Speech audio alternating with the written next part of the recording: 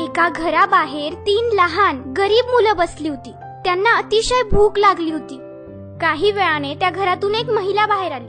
त्या तिघांना पाहून ती महिला म्हणाली की तुमच्याकडे बघून असं वाटतंय की तुम्हाला खूप भूक लागली. जर तुमची हरकत नसेल तर तुम्ही माझ्या घरी येऊन काहीतरी खाऊ शकता.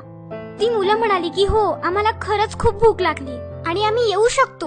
आमची इच्छा आहे तुमच्या घरी जेवायला यायची, पण आम्ही तिघं एकाच वेळी एकाच घरात नाही जाऊ शकत. माझं नाव आहे धन, पैसा. हा जो माझ्या बाजूला दुसरा मुलगा बसलाय त्याचं नाव आहे सफलता, सक्सेस.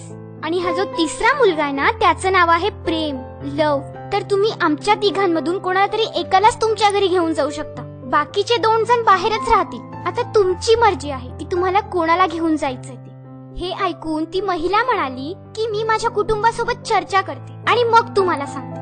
तिने तिच्या फॅमिलीला येऊन सगळं सांगितलं. तेव्हा तिचा पती म्हणाला आपण पैशाला इन्व्हाइट केलं तर तिथे जे धन आहे त्याला आपण बोलवू, म्हणजे आपल्या घरी पैसा येईल आणि आपण आपल्या सगळ्या इच्छा पूर्ण करू शकू. त्यावेळी त्याची वाईफ म्हणाली नाही, याहून चांगलं तर असं आहे की आपण सक्सेसला आपल्या घरी बोलवू, सफलताला आपल्या घरी बोलवू. कारण जिथे सक्सेस आहे, जिथे सफलता आहे, तिथे पैसा आपोआपच येतो ना. त्या दोघांचा हा संवाद चालू असताना शेजारी त्यांची एक छोटी मुलगी बसली होती. ती बोलली की आपण प्रेमाला इन्व्हाइट करूया. जर आपल्या घरी प्रेम येईल तर आपल्या घरात आनंद आपोआपच येऊन जाईल.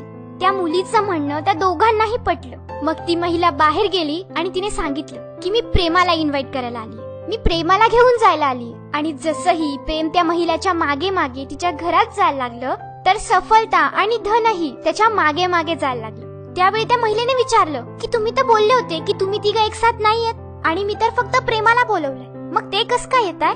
तेव्हा ते बोलले की हीच तुझी परीक्षा होती. कारण जिथे फक्त धन, पैसा यालाच बोलवलं जातं ना, तिथे सफलता आणि प्रेम कधीच जात नाही. आणि जिथे फक्त सफलताला बोलवलं जातं तिथेही प्रेम आणि पैसा थोडा मागे राहून जातो. पण ज्या ठिकाणी, ज्या घरात प्रेम असतं ना, आपुलकी असते ना, तिथे सफलता, धन, पैसा दोघीही मागे मागे येतात.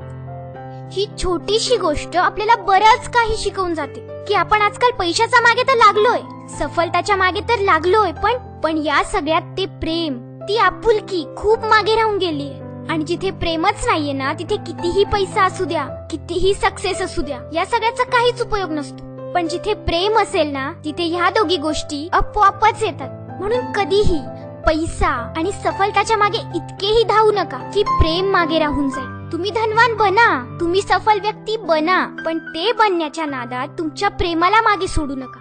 तुमच्या माणसांवरचं तुमचं जे प्रेम आहे ना, ते नेहमी टिकवून ठेवा.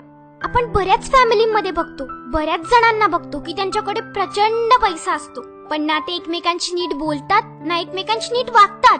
मग काय फायदा त्या पैशांचा? सांगा ना, काय फायदा?